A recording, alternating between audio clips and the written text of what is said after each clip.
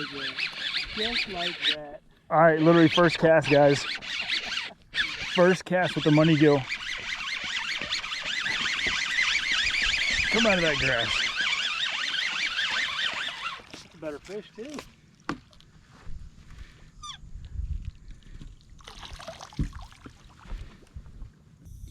We are starting to get some cooler temps at night, a little bit cooler temps in the day.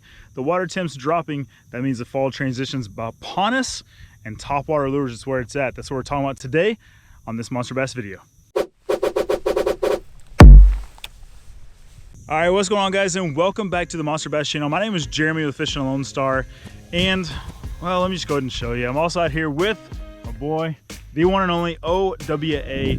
We are doing some filming this morning and fishing in Oklahoma, but we're using some Topwater lures. In particular, we're using the Mad Max 2.0, a great new lure reintroduced by Monster Bass with some awesome upgrades. We'll talk about a little bit in this video, but really want to talk a little bit about the gear, technique, and the things you should be using to have success with Topwater. So we'll get into that today on this video. We're going to show you some fish catches. We're going to have some fun out here in the water. Stay tuned for lots of catches coming. All right, guys, so let's first start with the gear to use, and then we'll talk about a little bit of the retrieval techniques as well. So gear to use. Now, this is just my personal preference, so I'll give you some different options here along with what I'm using. So first of all, we got that Mad Max 2.0. Now I am throwing, if I can get it off my reel here, I am throwing the green sexy color. I really like that dot right there. One thing that's awesome too are the feathered treble hook in the back, and then you got that red treble hook in the front. That red treble hook gives fish something to key in on. I've actually already caught 3 or 4 this morning on the front red treble and a couple on the back. So sometimes some fish come up and bite that feather. Some fish come up and bite the red treble hook. It really kind of just depends. What also depends on is your body of water, if you're gonna throw a shad color or more of a gill color. All right, so Alex at the front is throwing more of that money gill color. So he's throwing a gill style. I'm throwing this white, kind of more of a shad style. Both of us actually having some luck on it this morning. So, but you can vary it up a little bit by your colors depending upon what the fish are eating. Now I am throwing, as you can see here, this on 30-pound braided line. I'm not really walking so much this lure, I'm more popping it. If I was walking it more, I might consider throwing like a monofilament or a copolymer, which is what Alex is using as a copolymer. That just allows your line to have a little bit more memory to it, a little more stiffness, and allows the braid or the line not to get caught up in your lure if you're retrieving it. I'm also using the reel speed really doesn't matter, but I'm using just a Lew's LFS, just a pretty standard reel. This particular reel speed is a 7.5 to 1. It doesn't matter because you're mainly moving the lure with your rod. You can move it and twitch it with your reel, but you're mainly moving with your rod. And speaking of the rod, I am using a glass rod. Oh, hang on, Alex is on. Alex is hooked up. I switched over to the braid. Alex has got him on. He's just sideways. Got a little side hook there. Yeah, I thought it was about 3 times bigger. All right, but I'm using a glass rod. This is a 7.2 moderate. We'll talk about different options here, but 7.2 moderate, and it's kind of a moderate fast tip to it. Really what you want to look for though, consider this. If you're throwing treble hooks, right? This goes for the Mad Max, but any bait particularly. But if you're throwing treble hook lures, you want to give yourself a little bit of forgiveness, and what that means is some bend. So you'll see there's a lot of bend in this rod tip, but there's not any forgiveness in the line. Now what you don't want is a stiffer rod and stiff line. So the copolymer or monofilament does have some stretch to it. So if you do not have a parabolic rod, say for example a medium power, then consider not using braid. If you're using braid, then consider using a rod with some give to it. But either way, you want some forgiveness somewhere in your retrieve.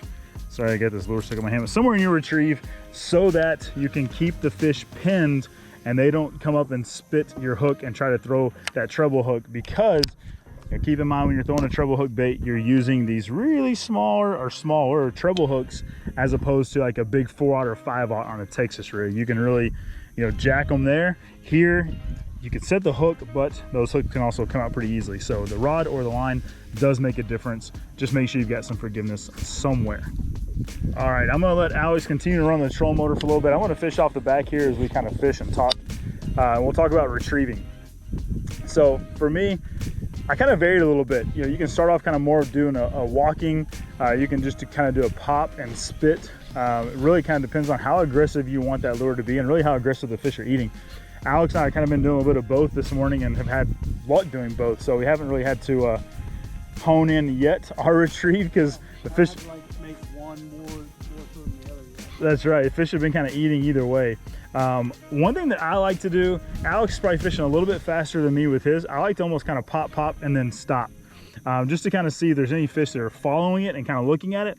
And sometimes on that pause, they'll see it as an opportunity to go ahead and grab it, or right as you pause, then you start back up. Right as that fish starts to, or that bait almost kind of starts to flee from that fish, is when they'll also come up and attack it. But if you were going to use a walking style, just a couple of quick twitches.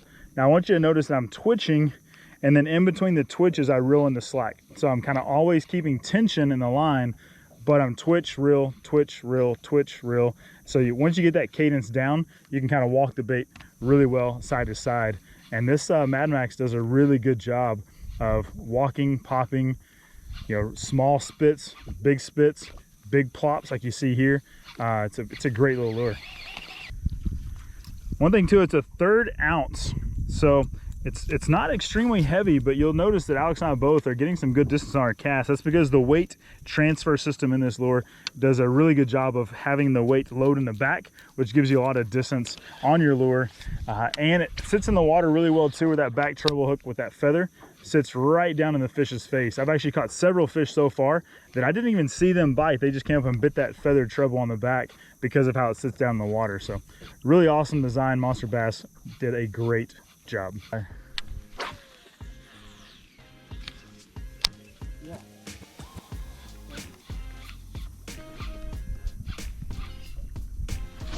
There's a good one. He hooked back up. I mean, on I cue. got to be in front. He's like, you know what? You haven't caught enough yet. So he puts me up front. That's our biggest one of the day. That might be, yeah. There we go. Double up, you said? Oh, Double up, you said? hang on. He's little. Hang on, boys and girls. Well, I'm gonna make him look good. Fight it. How do you boat flip him?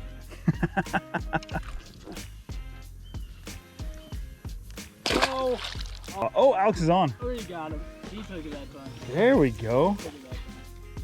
All right, I'm gonna talk about that catch just then. So we're casting up along the grass line. Oh, it came off that money go, but we're throwing up on the grass line. But that particular fish actually came out quite a ways. So that fish came out quite a ways to eat that. So oh, there's another one up in the grass. So the point to that is, don't give up sometimes on your cast. All right, sometimes you make a cast. As it gets closer to the boat or the bank or the shore or whatever, you kind of reel it in really quickly as you get close to the end, and you almost kind of give up on it. Don't give up on it. Alex just then did not give up on it. Nice job, Alex. And ended up bringing a fish out of some of that grass and cover and stuck him. So nice. It was playing in my head. Oh, guys, that was a fish right there. He didn't even actually hit it. He just kind of slurped it. Literally. I just felt it. I didn't actually see him bite. And he got both trebles. Yeah, that's what you like to see there. We're walking it, waking it even. Got him. Oh, Alex is on. Pretty good one too. He actually swam up and ate it that way instead of blowing it up. Nice one. Nice one. There we go. All right, guys, when it comes to color selection, I was throwing that green sexy a minute ago. I've switched now to the money gill. The reason why is because the sun's now come up. We're fishing a pretty clear body of water. This is more of a little bit of a translucent lure, a little more of a natural subtle color, whereas that green sexy is a little bit of a bolder, brighter color, which does work great when like this morning when the water when the sun was still lower. That brighter color was working great. Now that it's up a little bit, we're going to switch over to this money gill color and try to catch one on it. Just like that. Just like that. All right, literally first cast, guys. First cast with the money gill. Come out of that grass. It's a better fish too.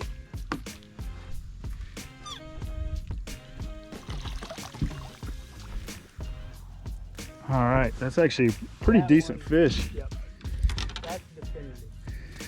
So, as I was saying, sometimes you can switch over to a more natural color and it'll help you find the fish.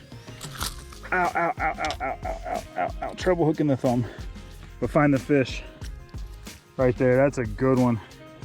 Really good one there on that money gill. And if you guys can see that, that fish came up and you'll notice he keyed in on that red front treble. Just such a good idea for monster bass to add that on the bait. And if you guys haven't yet checked out, check out these carpet decals, monster bass carpet decals. Got your measuring board right there. So let's stick this one on there and see what he comes out to. All right, good 16 and a half inches.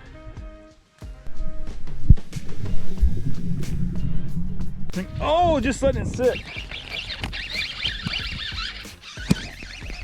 Little guy.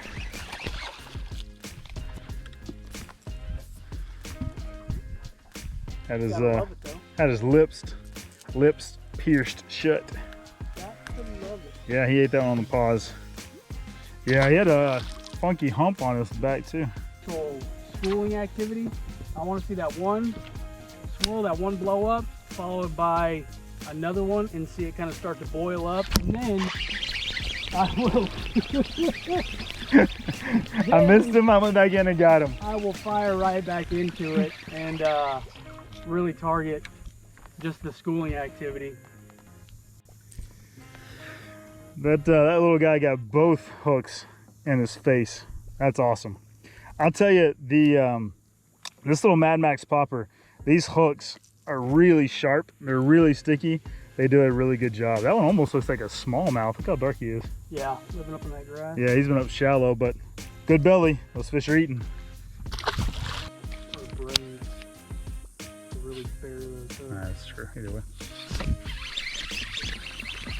It's a long ways out there.